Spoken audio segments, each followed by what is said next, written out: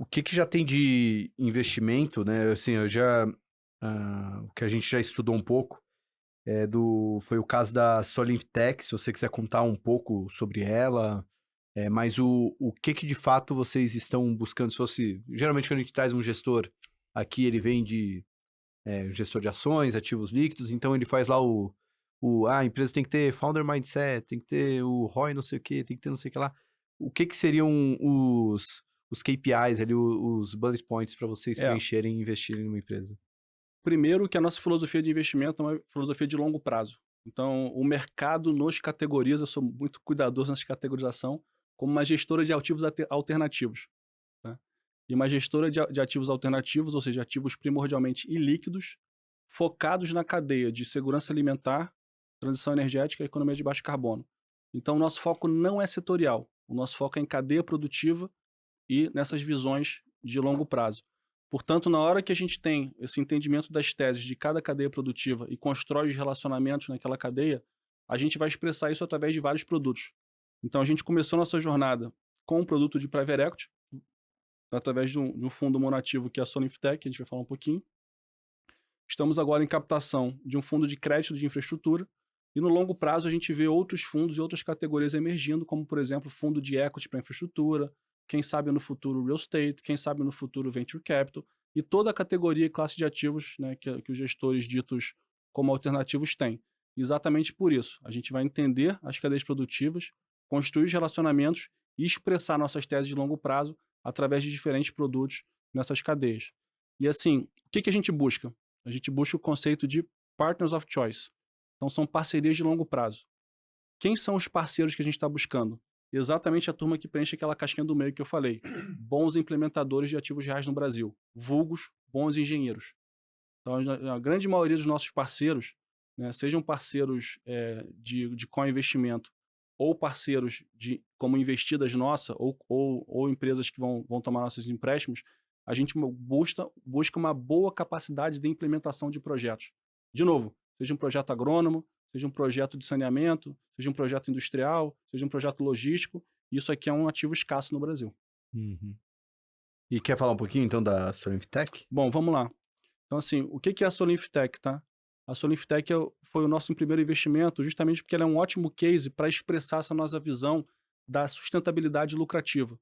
E é uma empresa que ela começou, salvo engano, em 2007, 2008 no Brasil, fundada por um grupo de cubanos, né, que Uhum. vieram para cá como técnicos de agroindustriais e desenvolveram uma tecnologia de manejo de crop, né, manejo de lavoura única, e foram adotando a inteligência artificial, adotando o IoT ao longo dessa jornada, que posicionou a empresa como, eu diria, um early mover nessa agenda de robotização do campo. E quando você enxerga hoje, assim, é consenso que o futuro do campo é robotizado. Não sou eu que estou falando, é um Uhum. consenso coletivo. O futuro do campo é robotizado. E essa empresa, até onde é de nosso conhecimento, é a empresa de robotização da lavoura mais avançada das Américas. Não só no Brasil, a mais avançada nas Américas. E o atributo que ela tem por trás disso, e que a empresa não se precificava dessa forma, é um atributo de sustentabilidade ímpar. Então, a redução que esse tipo de manejo, né, robotizado traz em redução de combustível fóssil no diesel, em redução de agrotóxico, em aumento de produtividade por hectare, em resiliência climática, né, em melhora da qualidade do produto do crop efetivo, é ímpar. E todos esses atributos ambientais climáticos, o mercado está começando a precificar e começando a entender como colocar isso na equação, e essa empresa é um case que traz isso muito claramente.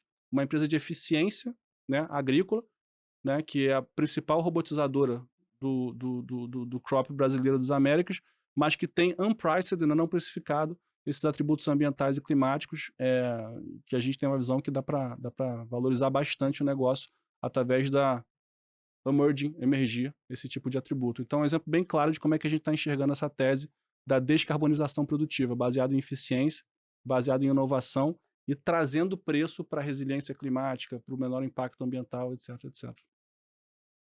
E, bom, e você falou vocês estão em processo do novo fundo, enfim, até a reportagem do Brasil Journal falando sobre o fundo, né, que é uma reportagem de novembro, né, que iniciou uma captação.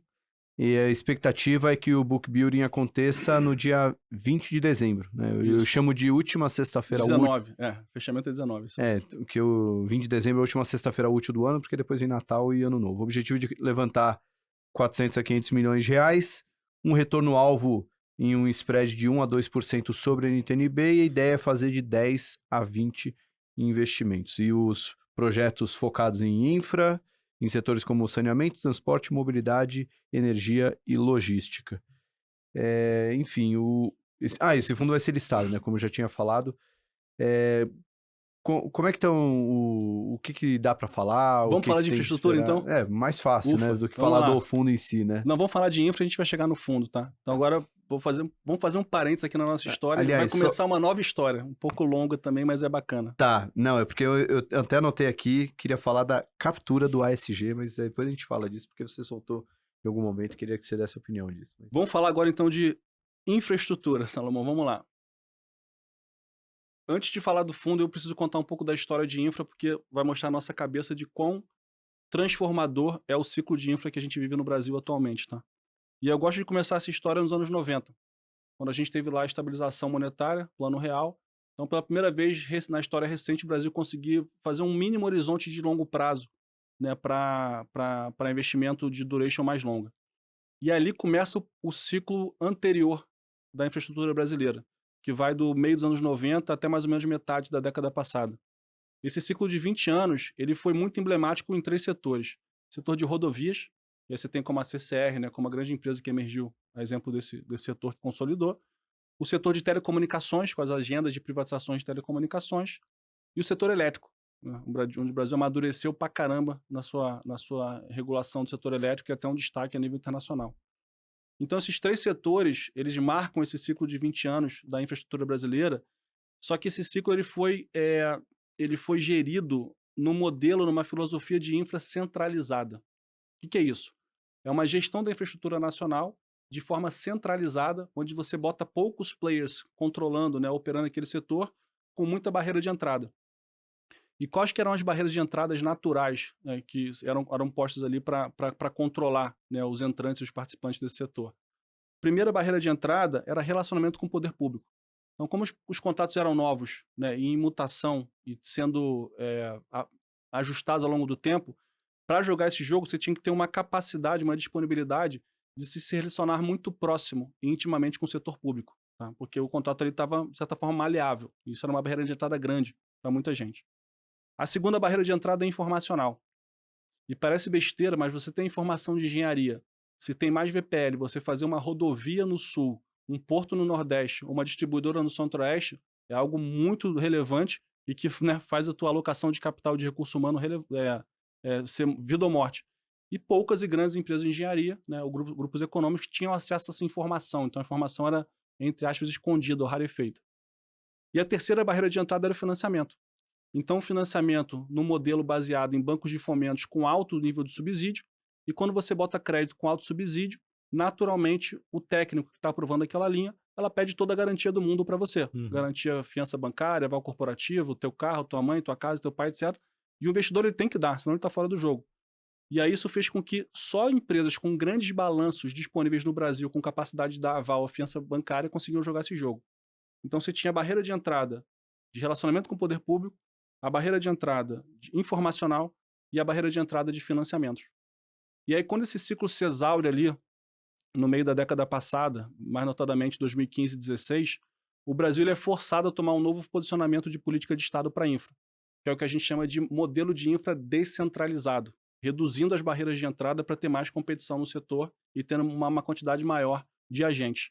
E é esse ciclo, que dura hoje quase 10 anos, que continua transformando profundamente a infra nacional, e é nesse contexto que o IVC 11 vai entrar. E aí, como é que é essa história de 2015 e 2016 para cá, na hora que a política de Estado muda?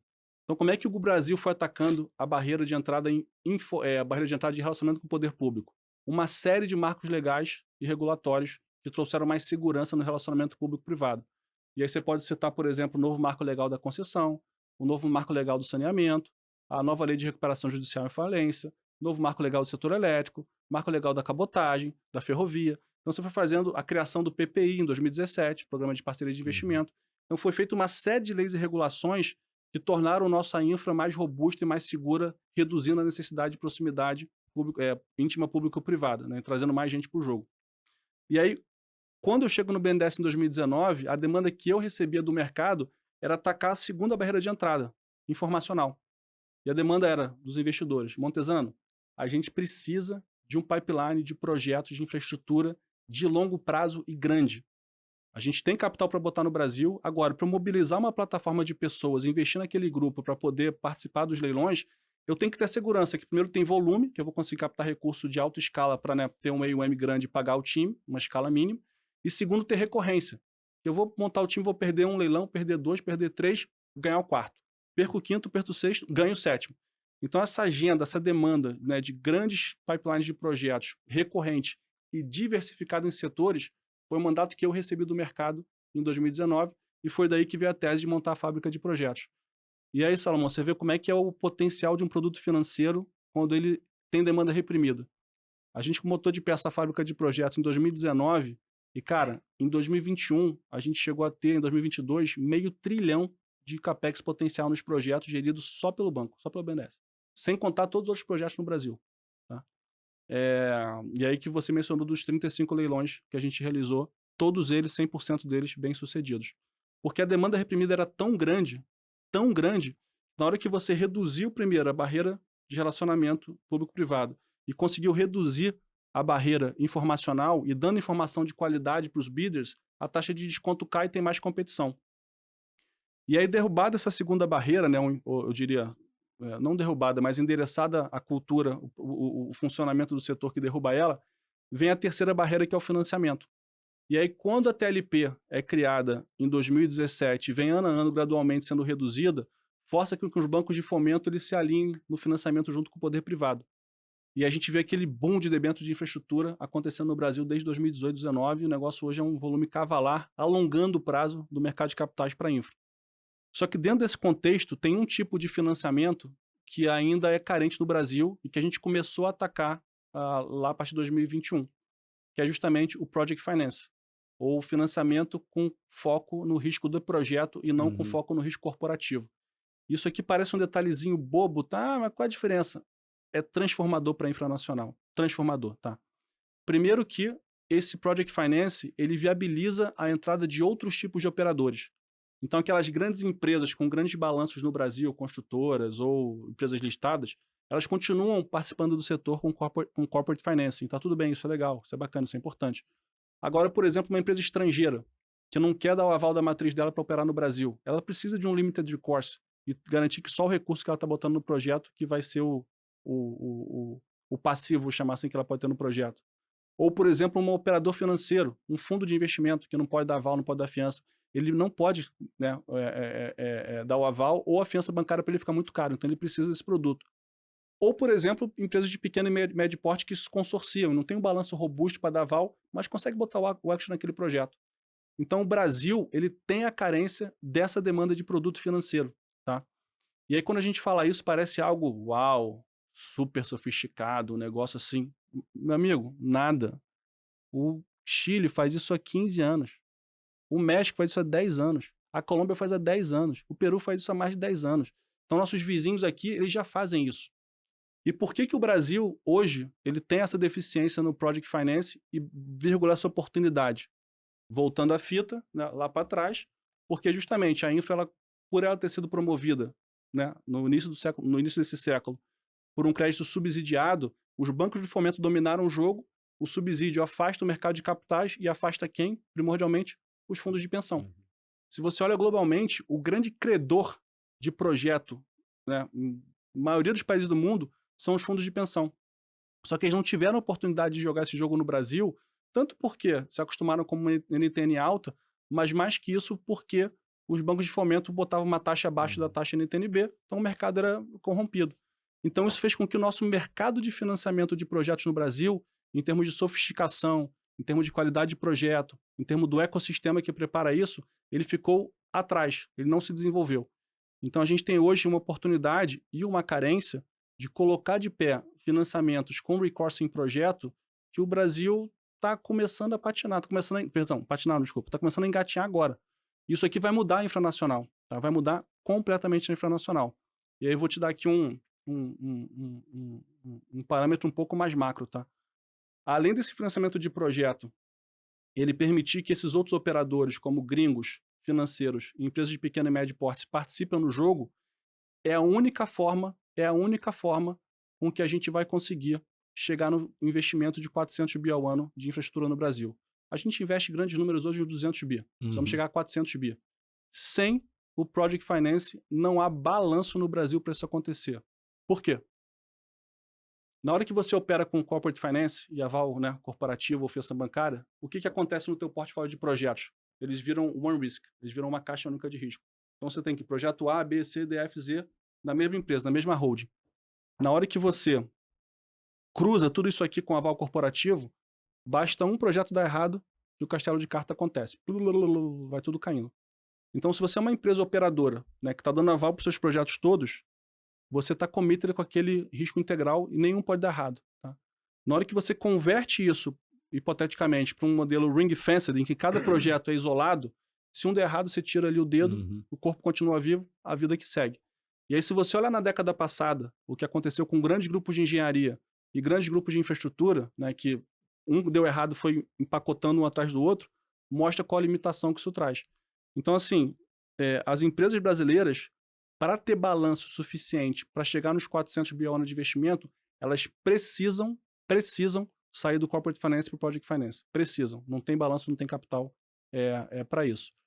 Porque para cada real de capital, na hora que você faz essa segregação, você está aumentando a quantidade de projetos que você pode gerir. E esse reflexo, mais importantemente, se reflete no balanço dos bancos ou dos credores. Então, na hora que você pega o balanço bancário brasileiro ou do sistema de crédito, incluindo esses fundos, e a gente está operando tudo com Corporate Finance, você é obrigado a consolidar no teu balance sheet aquele risco do grupo, de forma única, e não riscos segregados. Então, naturalmente, uma hora chega o banco, ele tem um limite de risco para aquele grupo, em vez de ter N limite de risco para vários projetos. Então, na hora que o Brasil sai gradualmente do Corporate Finance, não sai, porque ele vai continuar existindo, ele é importante, ele é fundamental, mas tem seu lugar, e abre espaço para o Project Finance, é como se a mesma quantidade de capital no Brasil, tanto no lado do credor, do sponsor, quanto no lado das empresas quanto do credor, ele se multiplicasse para fazer mais projetos. Então, assim, é um caminho inexorável e é esse gap que a gente quer vir preencher exatamente porque tem poucos grupos de pessoas, fundos, empresas, bancos qualificados com histórico de fazer isso. Sensacional. E olhando todo esse mercado, essas oportunidades que tem, a Ivy, ela tem uma visão de, esse projeto aqui faz sentido dentro do que a gente imagina, esse projeto aqui não faz sentido. Vocês têm esse tipo de análise também sobre o que faz sentido ou não, tendo em vista como vocês se posicionam, essa questão da transição ambiental, como que funciona isso na diligência? Não, com certeza. E por que a gente tem essa visão? Se você tem um projeto, tá, por exemplo, de uma usina de carvão, estou dando um hipotético, tá? Eventualmente, num evento de 20 anos ou 25 anos, que é a concessão de uma usina de carvão, e de novo, não estou falando mal porque é importante ter uma usina de carvão, mas o risco regulatório, o risco ambiental e até o risco de precificação de passivo de carbono que essa empresa tem ao longo de 20 anos é maior do que numa usina hidrelétrica ou uma usina solar, por exemplo. Então, a gente entende que alguns setores, algum tipo de ativo, eles estão mais expostos a essas imprevisibilidades, no sentido negativo, da transição ambiental climática do que outros. E na hora que eu coloco isso no preço, não faz sentido hoje eu financiar uma usina térmica de carvão, por exemplo. Aí você pega o saneamento, o impacto ambiental do saneamento é incomensurável. Então, assim, imagina que vai andar e vai continuar andando, porque todas as derivadas são né, secundárias e terciárias são muito, muito fortes. Então, a gente categoriza, né, nessa matriz de riscos e alguns poucos setores são excluídos, outros setores já são pré-aprovados, como energia renovável, assim, intrínseco que ele está na ponta correta do trade, e outros setores, como, por exemplo, irrigação, o mercado de gás, a gente vai ter que olhar um pouco caso a caso, mas não num olhar, eu diria, ideológico, mas numa matriz de risco.